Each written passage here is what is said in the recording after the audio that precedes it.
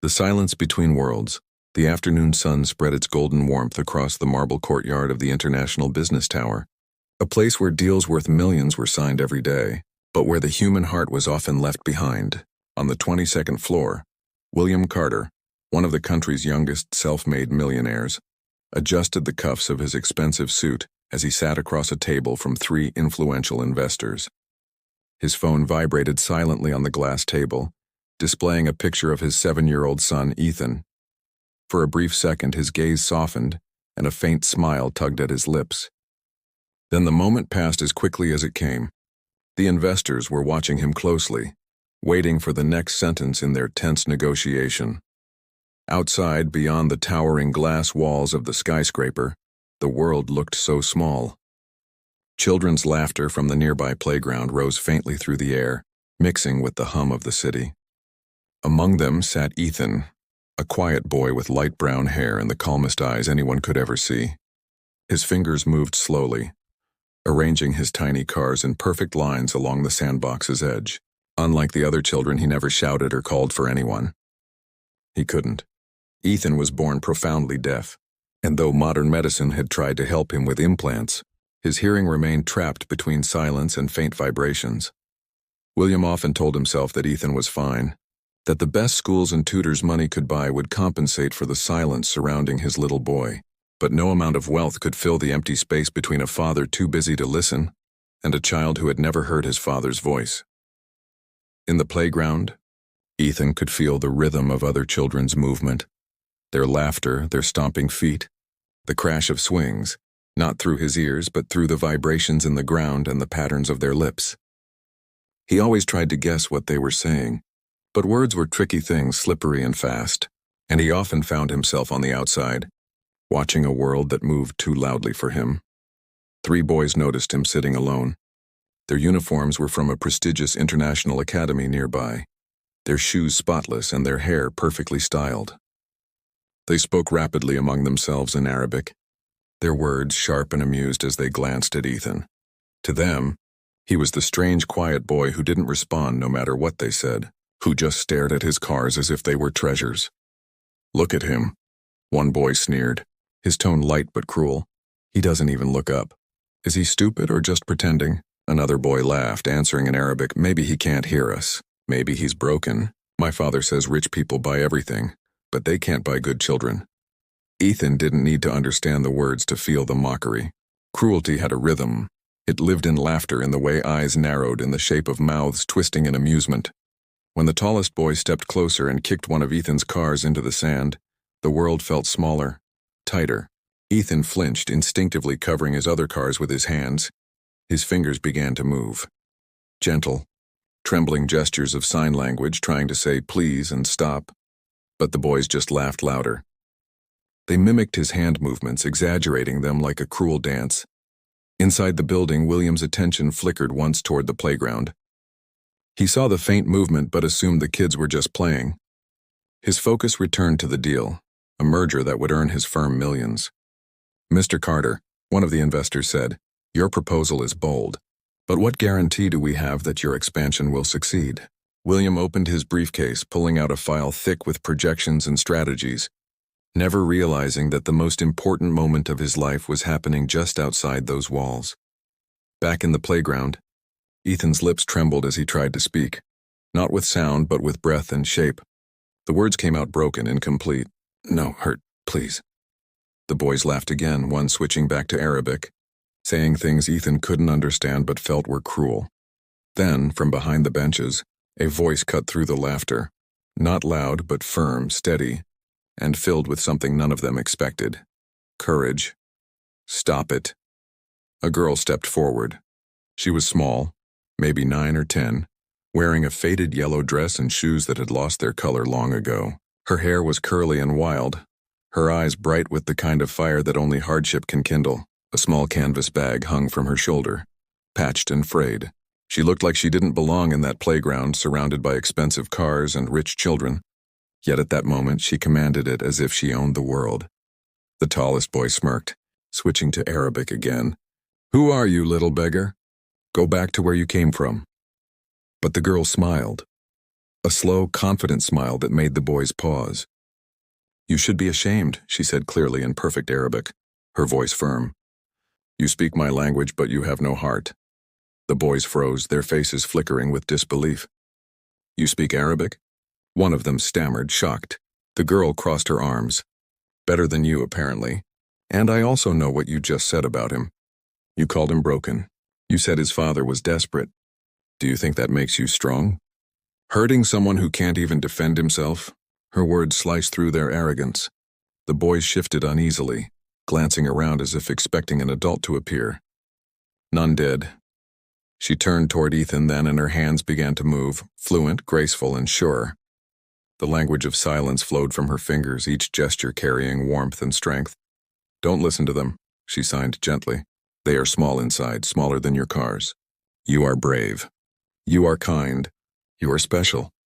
Ethan blinked in surprise, tears filling his wide eyes. Someone understood. Someone spoke his language, and not through sound, but through light and movement. He smiled shyly, his hands hesitating before replying. "Thank you. How do you know sign language?" "My brother is deaf," she signed back, her smile softening. "I learned so I could talk to him. He says the world is quieter this way, but also clearer." Before the boys could speak again, the girl faced them once more. "Apologize," she said flatly, this time in Arabic again. "Now." The tallest boy scoffed, but the confidence in her eyes made him falter. "We were only joking," he muttered. "You call cruelty a joke," she said, shaking her head. "If your fathers are proud of you for that, then I pity them." Inside the conference room, the investors paused when William's business partner glanced toward the window. "Isn't that your son, Carter?" he asked. William turned, his stomach tightening as he saw the small commotion near the sandbox. His eyes widened when he recognized Ethan, and a girl standing in front of him like a tiny guardian. Without a word, he excused himself and hurried out of the room, his expensive shoes clicking sharply against the floor. By the time he reached the courtyard, another man was already striding toward the scene, tall, elegant, dressed in traditional white robes and a golden watch that gleamed under the sunlight. It was Mr. Al-Rafi, the lead investor from Saudi Arabia. His face was unreadable, but his eyes burned with quiet authority. "What is happening here?" his deep voice asked in Arabic, silencing everyone. The girl turned, met his gaze, and answered in flawless Arabic, "Your nephews were mocking this boy because he cannot hear. They thought he was broken. I told them they were wrong." The man's brows lifted slightly in surprise. "You speak my language?" She nodded. "My mother was a translator. She taught me many languages before she got sick." William froze a few feet away, hearing her words as he knelt beside his son. "Ethan, are you all right, buddy?" he asked softly, his heart aching as the boy's trembling hands signed. "She helped me. She knows my words." Mr. Al-Rafi turned toward his nephews, who stood now with their heads lowered. "Is this true?" They shuffled their feet, mumbling excuses. "We were just playing." The girl with her tattered dress and bold eyes shook her head. "No, sir. You were being cruel. There's a difference." Something in her tone, not defiant but sincere, caught both men off guard. "Apologize," Mr. Al-Rafi said firmly. "Properly." The boys hesitated until the girl spoke again, her hands moving smoothly. "Say it so he can understand." "With your hands." Under her patient instruction, the boys awkwardly mimicked her signs. "I am sorry." Ethan's lips curved into the smallest smile. He nodded, accepting the apology. William stood there, silent, overwhelmed. He looked at this little stranger, this girl who spoke 3 languages and carried herself like someone twice her age, and felt something stir inside him that had been buried for years. Gratitude, admiration, and guilt. When the dust settled and the investors returned to the conference room, William and Mr. Al-Rafi watched from the window as the children shared ice cream later under the shade of a tree. Ethan was laughing, a soundless laugh full of life, his shoulders shaking with joy as the girl showed him how to sign new words. "Who is she?" William asked softly. The businessman smiled faintly. "An unexpected teacher," he said. "Sometimes angels do not come with wings, Mr. Carter. Sometimes they come with empty pockets and brave hearts." William's gaze remained on Ethan and the girl. For the first time in years, he saw his son not as a responsibility, not as a reminder of loss, but as a child full of possibility, and all because of a stranger who dared to care. That night, as the city lights shimmered and the world slowed, William couldn't sleep. The image of the little girl's confident hands kept replaying in his mind. How she defended his son. How she bridged the silence between worlds with compassion instead of wealth.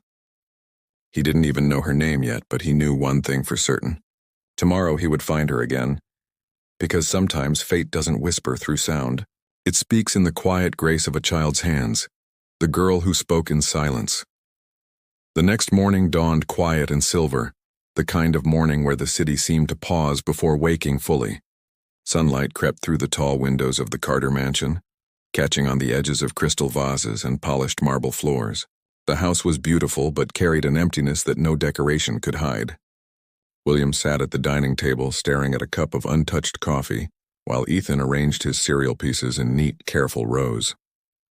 The boy moved his hands absently, signing small things to himself, a habit he had formed after his mother's passing. It was how he thought, how he spoke to the world that rarely understood him. William's mind was elsewhere. The image of the little girl from yesterday refused to fade. He had watched her with a sense of awe, not because of her fluency in sign language or Arabic, but because of her courage, the way she had stood unshaken before privilege and cruelty. He had seen executives crumble under less pressure, yet she, a child in worn shoes, had faced arrogance with dignity. He didn't even know her full name. All he remembered was Ethan signing it again and again before bed. Sophie. That single name had become a pulse in William's mind. When Ethan finished his breakfast, William crouched beside him. "Would you like to go to the park again?" he asked, speaking slowly and signing as best as he could. His gestures were clumsy, but Ethan's eyes lit up with understanding. The boy nodded eagerly, and his lips shaped a faint sound. Yes. By late morning, they were back at the same place where the day before had unfolded like an unexpected story. The playground was alive again, children running, parents chatting, the faint hiss of wind brushing through leaves. But Sophie was not there. They waited for nearly an hour. William felt an odd disappointment settling in his chest, the kind that came from missing someone you barely knew but somehow felt connected to. Just as he began to rise, he heard a faint voice behind them. "You came back." He turned to see her, standing with a small book pressed to her chest, her yellow dress freshly washed, though still faded, her shoes the same worn pair from before. Her curly hair was tied back with a ribbon that looked like it had once been bright blue. Ethan's face broke into a wide grin, his hands moving quickly in greeting. Sophie's fingers danced in return, effortless and warm, like two friends who had spoken this silent language all their lives. William smiled faintly. "Good morning, Sophie," he said, his voice gentle. "I'm glad to see you again." She nodded politely, but stood a little straighter as if measuring him. "I'm sorry about yesterday," she said. "I didn't mean to cause trouble. I just don't like it when people are cruel." "You didn't cause trouble," William replied. "You did what most adults should have done. You protected someone who couldn't fight back." He paused, his tone softening. "Ethan hasn't smiled like that in a long time. You gave him something I couldn't." Her eyes flickered with something like pride and sadness intertwined. "He's a good boy," she said. "He reminds me of my brother. He couldn't hear either, but he always said silence was peaceful. He used to teach me songs with his hands." Ethan tugged on her sleeve, signing rapidly. Sophie laughed, a bright, ringing sound that drew glances from nearby parents. She turned to William. "He's asking if I brought my notebook. I write stories in it. He wants to read them." "Stories?" William asked, curious. She nodded. "About people who can't hear but still change the world. About children who are forgotten but never give up." She opened the worn notebook, showing neat pages filled with tiny handwriting and sketches. "My mom says stories are the only things that survive when everything else fades." There was silence between them, deep and heavy. William cleared his throat. "Your mother sounds very wise. Is she the one who taught you languages?" Sophie's expression dimmed slightly. "Yes. She used to work as a translator for international conferences. She said words are bridges between hearts. But she got sick 2 years ago. She's been in the hospital ever since, the doctors say. She might not wake up." The words came out steady, but the pain behind them was sharp. William felt something twist inside him, a recognition of loss. He too had stood in hospital corridors once, helpless as the woman he loved slipped away. He understood that quiet desperation, the kind that forced a child to grow up too fast. He glanced at Ethan, who was now showing Sophie his toy cars, his small hands describing imaginary races in the air. The sight filled William's heart with both warmth and ache. He cleared his throat again. "Sophie, where do you stay? Does someone look after you while your mother is in the hospital?" She hesitated, eyes lowering. "I stay near the hospital. There's a small shelter where I sleep sometimes, and sometimes I stay in the waiting area. The nurses let me because I help them read to patients. Mrs. Chen from Social Services says they'll find me a foster home soon, but I don't want to go anywhere far. I can't leave my mom." William didn't respond right away. He was a man used to solving problems with money with quick decisions, but this was not something you fixed by signing a check. It was deeper. It was about humanity. That evening, as they prepared to leave, Ethan tugged at his father's coat and pointed at Sophie. His small hands began to move earnestly. "Can she come? Can she visit, please?" His signing was rushed, his expressions pleading. William knelt, smiling faintly. "You really like her, don't you?" Ethan nodded vigorously, then pressed both palms to his heart, a gesture Sophie had taught him to mean friend. Sophie shook her head gently. "It's okay. I should go back to the hospital before dark. The nurses worry." But William wasn't ready to let the connection slip away again. "Let us drive you," he offered. "It's safer than walking." She hesitated, clearly torn between pride and gratitude, but then nodded softly. "Thank you." The drive to Mercy Hospital was quiet at first. Ethan and Sophie communicated silently in the back seat, their hands weaving stories in the air. William watched them through the mirror.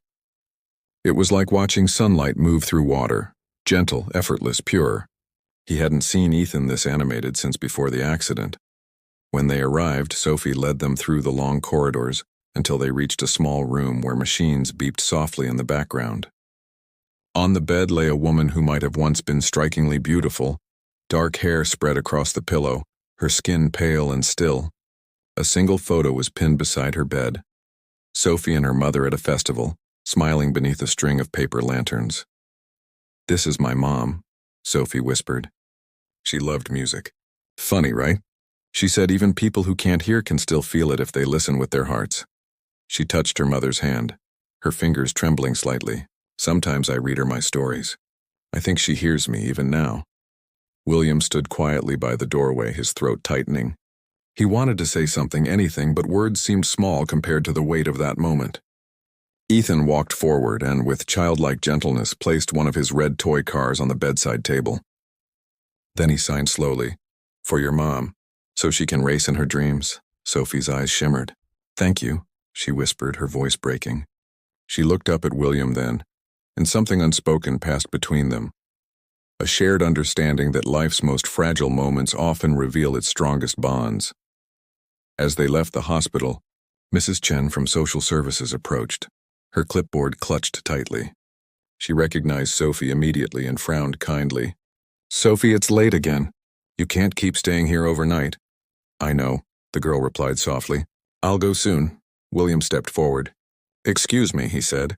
"I'm Ethan's father. Sophie's been helping him learn sign language. She's remarkable. Is there a way I can help her?" Mrs. Chen sighed, the kind of sigh that comes from years of seeing good intentions collide with complicated systems. "Her case is difficult. Without any other family, we've been trying to find temporary placement. But she refuses to go far from her mother. The hospital has been patient, but we're reaching the limit of what we can allow." William looked at Sophie, who stood quietly with her small notebook pressed to her chest, eyes wide and uncertain. "Could she stay with us?" he asked suddenly. The words surprised even him, but they felt right. "At least until something more permanent is arranged. Ethan would love it, and she could keep seeing her mother." Mrs. Chen blinked, startled. "Mr. Carter, fostering is a serious step. You'd need to apply formally. There are procedures, background checks, approvals." "I understand," William said calmly. "But while you handle the paperwork, perhaps there's a temporary arrangement. I'll speak to the hospital, provide all the necessary documents. She won't be alone." Sophie looked up at him, shock written on her face. "You'd do that for me?" He smiled faintly. "You gave my son a friend when he needed one most. That's worth more than anything I could repay." Mrs. Chen hesitated, then finally nodded. "I'll prepare the emergency guardianship paperwork." It would allow her to stay with you for 2 weeks. After that, we'll review. That night, Sophie sat in the back seat of the sleek black car, clutching her worn duffel bag, a bag that held her entire world. The city lights flickered across her face as she watched buildings blur past. She had never been in a car so clean, never imagined that the man who wore suits worth more than her mother's yearly salary would be the one to take her hand and say, "You're safe now." When they arrived, the Carter mansion looked like something out of her bedtime stories. A sprawling house with grand pillars, gardens blooming even at night, and windows that glowed like captured stars. Sophie stood frozen at the doorway, afraid to move. "This can't be for me," she murmured. "It is," William said softly. "At least for now." He led her upstairs to a room painted in soft blues and whites with a canopy bed and a window that overlooked the garden. A desk stood near the corner, stacked with books and drawing paper. "You can stay here. If you need anything, ask, and Ethan's room is just across the hall." Sophie turned slowly, her eyes wide as they traced every corner of the room. "This is all for me?" she asked in disbelief. William nodded. "Yes. You deserve a place that feels like home even for a little while." For a long moment she said nothing. Then very quietly she whispered, "Thank you, Mr. Carter. I promise I'll be good. I'll help Ethan with his signs and keep out of the way." William smiled faintly. "You don't have to promise anything. Just be yourself." As he closed the door, leaving her in the soft glow of the bedside lamp, he paused for a moment, watching her through the narrow crack. She had placed her duffel bag gently beside the bed, as though afraid to disturb the perfection of the room. Then she sat on the edge of the bed and whispered something to the air, maybe a prayer, maybe a message to her mother. Down the hall, Ethan sat awake, watching the shadows of the trees outside his window. For the first time in a long while, he didn't feel alone. He made a small sign with his hands, a gesture that meant family. In the quiet mansion, two children bound by silence and loss had begun to build something louder than words: understanding, friendship, and the faint heartbeat of hope. The language of the heart. The morning sunlight streamed through the large glass windows of the Carter mansion, spilling warmth across the polished floors and the walls lined with silent art. It had always been a quiet house, its beauty cold and distant, filled with the echo of things unsaid. But this morning something had changed. The silence didn't feel heavy anymore. It felt alive. Somewhere down the hallway, a small giggle echoed, followed by the soft tapping of fingers on a wooden table. Sophie sat at the breakfast counter with Ethan, her hair pulled into a messy ponytail, her hands moving swiftly as she signed a story. It was about a brave knight who couldn't hear the war drums but could feel the heartbeat of the earth. Ethan watched her with wide eyes, his lips curving into a smile as he copied her signs. Every few minutes he would laugh, a soundless laugh that somehow filled the entire kitchen. Clara, the housekeeper, paused mid-step as she brought in a tray of fruit. For years she had watched Ethan sit in silence, eating alone, staring out the window. Now he was animated, expressive, his hands fluttering like wings. William stood in the doorway, unnoticed for a moment, watching the two children. He had returned from an early meeting, still holding his briefcase, but the sight before him made him stop. Sophie, in her worn clothes, seemed to belong there more than anyone else. She brought a kind of warmth that money couldn't buy, a simple human kind of grace. "Good morning," William said finally, setting the briefcase down. Both children looked up. Ethan smiled brightly and waved, while Sophie gave a small, polite nod. "Good morning, Mr. Carter," she said softly. "We were just finishing breakfast. Ethan's teaching me how to count in his way." William chuckled. "I think he's the one learning from you." Sophie smiled shyly. "He's very smart. He just needs someone who listens." Her words were simple, but they carried a weight that made William pause. Listening, such an ordinary word, yet it struck something deep inside him. How many times had he failed to truly listen to his son? Too busy with meetings, contracts, and numbers that meant nothing compared to a child's smile. After breakfast, Sophie followed Ethan to the backyard garden. The grass shimmered with dew, and the air was alive with the hum of bees and the flutter of birds. Ethan ran ahead, barefoot, his hands moving as he tried to describe what he saw. Sophie laughed and followed him, her laughter light as the morning breeze. Together they chased butterflies, built castles out of fallen petals, and lay on the grass tracing shapes in the clouds with their fingers. From the study window, William watched them. He had meant to start his work, but his eyes refused to leave that sight. For years, Ethan had been surrounded by therapists, doctors, and specialists, yet none had managed to bring out this kind of joy. Sophie had done it effortlessly, not with lessons or money, but with heart. By the afternoon, Sophie had found her way into the kitchen where Clara was preparing lunch. "Can I help?" she asked politely. Clara smiled. "Of course, dear. But don't you want to play outside?" "I like helping," Sophie said. "My mom used to say food tastes better when it's cooked with kindness." She rolled up her sleeves and began chopping vegetables with surprising skill. As they worked, she hummed softly. Not any specific tune, just the kind of gentle hum that comes from someone remembering something warm. Clara felt her eyes sting unexpectedly. The girl's presence reminded her of something the house had lost long ago. The sound of care. When lunchtime came, William joined them at the table. Sophie waited until Ethan began eating before she touched her spoon, her manners instinctive and gentle. Halfway through the meal, Ethan began signing a story about a fish that couldn't hear the ocean, but learned to swim by watching the stars. Sophie translated aloud for William, her voice calm and melodic. William listened, truly listened, and when Ethan laughed, he laughed too. For the first time, their table felt full, not just of food, but of life. That evening, as the sky turned shades of pink and gold, William found Sophie sitting by the piano in the living room. It was his late wife's piano, untouched since her passing. Dust had gathered on the keys, and the air around it had always felt sacred, almost forbidden. Yet Sophie sat there gently, her fingers hovering just above the keys without pressing them. "You play?" William asked softly from the doorway.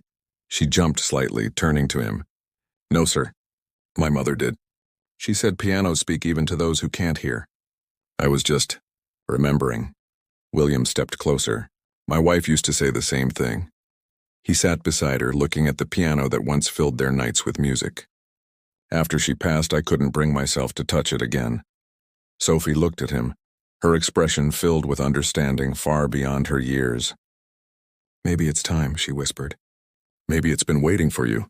He stared at her, astonished by the quiet wisdom in her words. Slowly, hesitantly, he pressed a single key. The soft note drifted through the room, fragile and beautiful.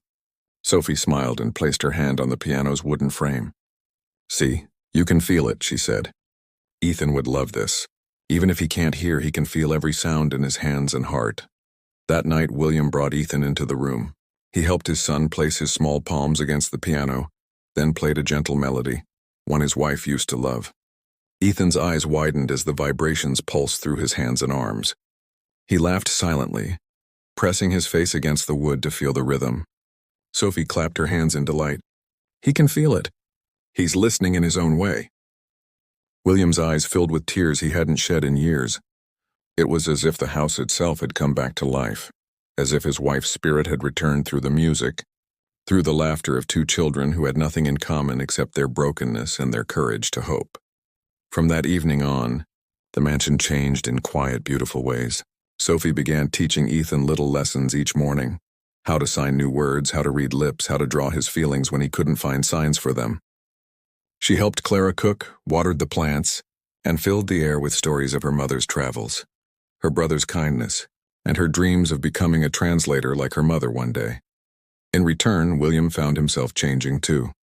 He started coming home earlier, setting aside his phone during dinner and sitting with Ethan to learn more signs. His movements were awkward at first, but Sophie guided him patiently, correcting his hand shapes with gentle laughter. "You're doing it wrong again," she'd tease. "You just told him you're a sandwich instead of saying you're proud of him." William would laugh, a sound rare and freeing, and Ethan would laugh too, their shared humor bridging the gap that had once seemed impossible. Days passed into weeks, and the three of them began to resemble something that felt like family. They took evening walks in the garden, played silent games of charades, and filled the once cold house with light. Even the staff noticed it. Clara often whispered to the gardener, "The master smiles now. The boy laughs, and all because of that little girl with the big heart." One evening after Ethan had gone to bed, William found Sophie sitting on the balcony, gazing at the stars. "You know," he said quietly, "I used to look at the sky and see only distance. Now I see Connection. Sophie smiled without turning. That's because you stopped looking with your eyes and started listening with your heart. That's what my mom used to say. William sat beside her, the night breeze cool against his face. You've changed our lives, Sophie. More than you know. She turned toward him then, her eyes glimmering with quiet humility. Maybe I didn't change anything, Mr. Carter. Maybe I just reminded you both of what was already there. For a long time, they sat in silence, watching the stars blink like whispers of forgotten music. Below them, the mansion that had once been a symbol of emptiness now pulsed with the rhythm of laughter and love. But even as the days grew brighter, a shadow lingered. The hospital, the uncertainty of Sophie's mother, and the question of how long this fragile happiness could last. Sophie never spoke of it, but every night before sleeping, she opened her notebook, wrote a message to her mother, and whispered, "I'm okay, Mama. I found a place that feels like home." And though she didn't know it yet, that quiet hope would soon be tested, and the bond she had built with Ethan and William would be pushed to its limits. For sometimes, life gives us a glimpse of heaven only to see if we're brave enough to hold on to it when the storms come. The storm that tested their hearts, the city was caught between seasons, that strange time when summer had not fully left, yet autumn was already whispering its arrival through the coolness of evening air. The Carter mansion stood silent beneath the soft drizzle of rain, its tall windows reflecting the dim glow of lightning in the distance.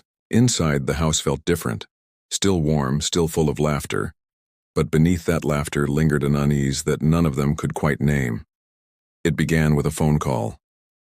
William had just returned home from his office, his tie loosened and his mind already halfway focused on dinner with Ethan and Sophie. Clara met him at the door, her expression hesitant. "Mr. Carter," she said quietly, "the hospital called. They need to speak to you. It's about Sophie's mother." For a moment he didn't move. The world seemed to pause around him, the air tightening in his chest. Without a word he grabbed his coat and motioned to Clara. "Tell Sophie I'll be back soon. Don't tell her why yet." The drive to Mercy Hospital was long, though it was only a few miles away. The rain drummed softly on the windshield, each drop echoing the pounding of his own heart. When he arrived, the familiar corridors greeted him. Sterile walls, the faint smell of antiseptic, the quiet beeping of machines. Mrs. Chen was waiting for him outside the ICU ward, her clipboard clutched tightly, her face lined with concern. "She's slipping, Mr. Carter," Mrs. Chen said gently. "Sophie's mother." "Her body is weakening. The doctors say it's only a matter of days, maybe less." William's throat tightened. "Does Sophie know?" "Not yet. I wanted to tell you first. You've been her guardian these past weeks, and she looks up to you." Mrs. Chen hesitated before adding, "This will break her. She's been holding on to hope for so long." William exhaled slowly, rubbing his temples. "She's just a child, Mrs. Chen. How do you tell a child that her whole world is about to disappear?" Mrs. Chen's eyes softened. With truth and love, those two things hurt, but they heal too. When William returned home that evening, the rain had stopped, leaving behind a mist that shimmered under the porch lights. Through the window he saw Sophie sitting on the living room floor with Ethan. They were building something, a tower of wooden blocks. Ethan's face was lit up with excitement as Sophie signed instructions, laughing every time the tower leaned dangerously. It was a beautiful sight, pure and simple, and it made the truth waiting behind William's lips feel even heavier. He entered quietly, setting his coat aside. Sophie looked up and smiled. "You're home early. We were just making a castle. Ethan says it's for the Queen of Silence." William forced a smile, kneeling beside them. "It's beautiful," he said softly. His eyes drifted from the tower to her bright face, and he felt a pang in his chest. "Sophie, can I talk to you for a minute?" Her smile faltered slightly, but she nodded, setting the last block carefully in place before standing. "Of course, Mr. Carter." They stepped into the study. The room was dimly lit, the soft ticking of the clock filling the silence between them. William sat down, unsure where to begin. For a man who could close multi-million-dollar deals with a few sentences, he found himself unable to form even the simplest words. "Sophie," he began slowly, "I went to the hospital today." Immediately her eyes widened. "My mom, is she okay?" He hesitated, and that tiny pause was enough for her to know. Her small hands clenched at her sides. "Please tell me she's okay."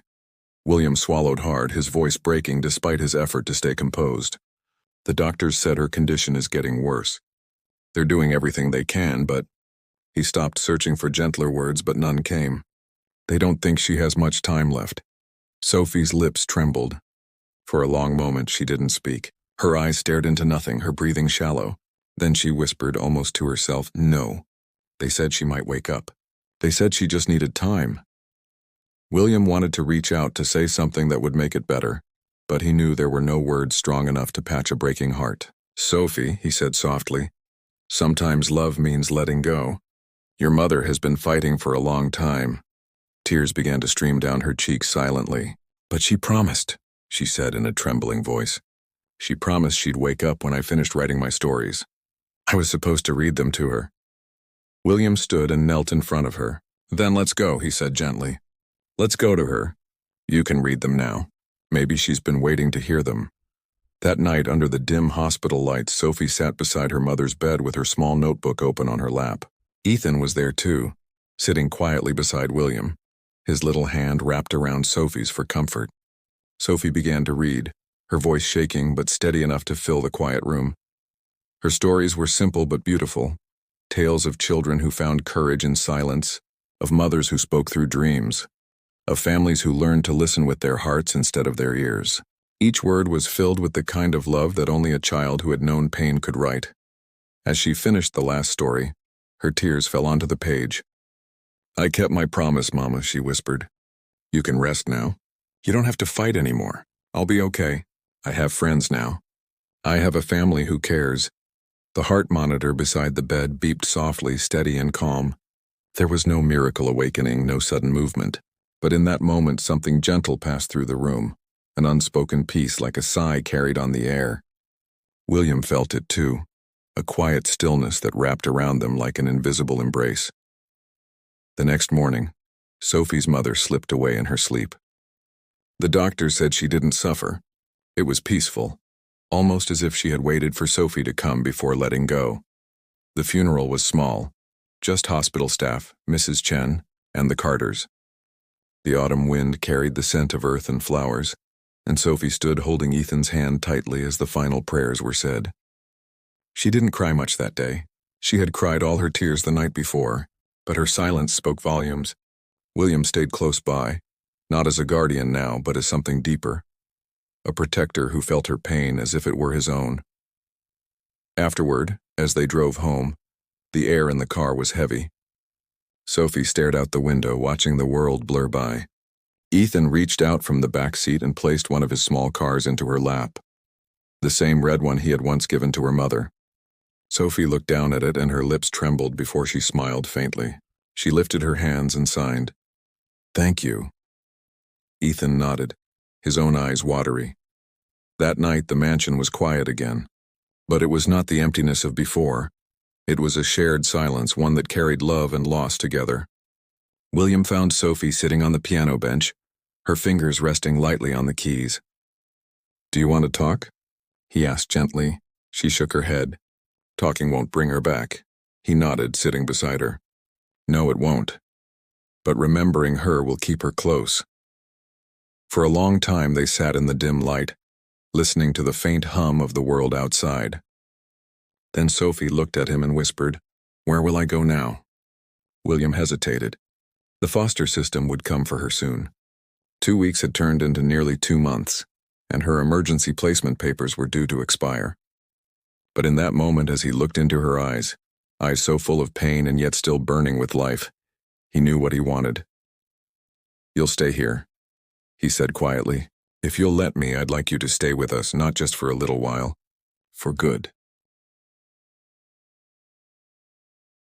Sophie blinked, startled. "You mean, like family?" He smiled. "Exactly like family. You've already made this house a home, and Ethan needs you. We both do." For the first time since her mother's passing, Sophie's eyes filled with tears of a different kind, tears of gratitude, of relief, of belonging. "But I don't want to be a burden," she whispered. William shook his head gently. "You're not a burden, Sophie. You're a blessing." She looked down, trying to hide her tears, but they fell anyway, soft and endless. She turned to the piano and pressed a single key. just as she had taught William weeks ago. The sound filled the room, gentle and hopeful. "Then maybe this time," she said quietly, "the music will never stop." William smiled, reaching out to rest a hand on her shoulder. "No," he said softly. "It won't." Outside, the rain began again, soft and cleansing like a lullaby written for those who had lost but still dared to love. Inside, the three of them, a man, his son, and a girl who had found her home in silence, sat together, bound not by blood, but by understanding. And for the first time in many years, the Carter mansion wasn't just a house. It was a family. The promise of tomorrow. The years that followed passed not in haste but in quiet ripples, each day adding a new shade to the lives that had once been painted only in silence. The Carter mansion, once a place where echoes wandered through empty corridors, had transformed into a living portrait of laughter, learning, and renewal. Morning sunlight now carried the smell of pancakes and the sound of two sets of hands tapping conversations across the kitchen counter. The heavy leather chairs in William's study were no longer gathering dust. They became small classrooms where Sophie helped Ethan with his homework while teaching William the finer shapes of sign language. Even the garden had changed. Roses bloomed more freely, as though the earth itself had learned to breathe again. Sophie grew quickly, not just in years, but in spirit. She had begun attending a nearby school for gifted students, her scholarship secured after she won a national essay contest about communication beyond words. Her essay, titled "The Quiet Between Hearts," spoke of a world where understanding didn't need sound, only sincerity. It was reprinted in several educational journals, and the day the letter of recognition arrived, William had framed it in glass and hung it right above the piano. That piano had become the center of their home. Every evening, Sophie would sit there, playing soft melodies she had learned from online tutorials, and Ethan would rest his palms on the wood, feeling each vibration with closed eyes and a smile that melted every heart around him. It was their shared language, one that said we are whole even without words. William had changed too. The ruthless businessman who once measured success in numbers now measured it in moments. He began reducing his travel, shifting responsibilities to others, and spending most evenings at home. Sometimes when he watched the two children at play, he caught glimpses of his late wife in their joy, the patience in Sophie's voice, the sparkle of adventure in Ethan's eyes. And somewhere deep inside, he believed that maybe, just maybe, she had sent Sophie to them as a bridge between what was lost and what was still worth saving. One autumn evening, years after Sophie first walked through his door, William received a call from the local cultural foundation, inviting him to attend a special event. They were hosting an art and storytelling exhibition, featuring young writers who had inspired communities through empathy and inclusion. Sophie had been selected as the keynote speaker. The invitation made William smile with pride and a touch of disbelief. He remembered the ragged little girl at the playground, holding a notebook close to her chest, protecting her dreams as if they were fragile birds. Now that same girl stood ready to share those dreams with the world. The evening of the event arrived wrapped in the scent of rain and the distant hum of city traffic. The auditorium was filled with parents, teachers, journalists, and students. Ethan sat in the front row beside William, dressed in a small navy suit that made him look every bit the young gentleman. His tablet displayed speech-to-text captions, but most of the time he didn't look at it. He kept his eyes on Sophie, reading her expressions as if he already knew every word she would say. When Sophie stepped onto the stage, the audience fell silent. She was 18 now, poised and radiant, wearing a simple white dress and a silver necklace that once belonged to her mother. Her hands trembled slightly at first, but when she looked at William and Ethan, her fear dissolved.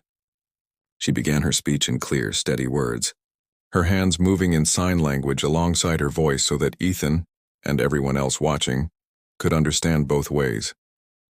She spoke about how people often mistake silence for emptiness, how they fear what they cannot hear, and how kindness is the only language that needs no translation. She told the story of a boy who couldn't hear laughter but could feel love, and of a man who rediscovered his heart through the courage of a child. She never mentioned names, yet everyone in that room felt the truth in her words. When she finished, there was a long pause, and then the entire hall rose in applause. Ethan stood too, clapping with all his might, his face glowing with pride. After the event, reporters surrounded her, asking for interviews and photographs.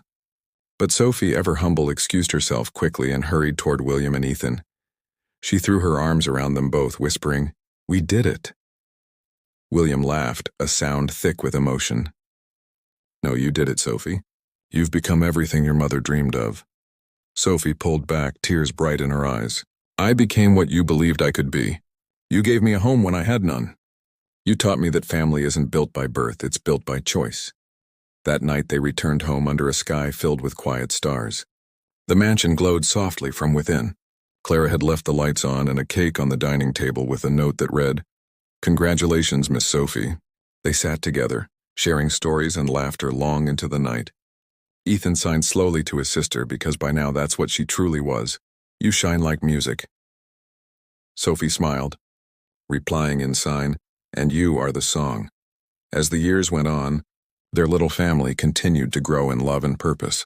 William established a charitable foundation in Sophie's mother's name, providing education for children with disabilities and funding hospitals to create better communication programs for deaf and hard of hearing patients. Sophie became one of the youngest advocates for inclusive learning in the country, often traveling to schools and hospitals to share her experiences. She always ended her talks with the same line, "The loudest voices in the world belong to those who dare to speak with kindness." Ethan grew into a confident young man, fluent in sign and speech, passionate about technology that helped bridge gaps between hearing and deaf communities. He created an app that translated sign language into real-time subtitles and credited his sister for the idea. "She taught me that silence isn't weakness, it's another kind of strength," he told the press when his project won an innovation award. William watched all of this with pride deeper than words. He knew he had once been blind to the most important truths, that success without compassion was hollow, and that wealth meant little if it couldn't heal the hearts closest to you. Years later, when Sophie stood before a large audience at an international conference in Geneva, representing her Foundation for Inclusive Education, William sat in the front row again, his hair now streaked with silver, Ethan by his side translating her every gesture flawlessly. As she spoke, he felt the same surge of emotion he had felt the day she defended his son in that playground so long ago.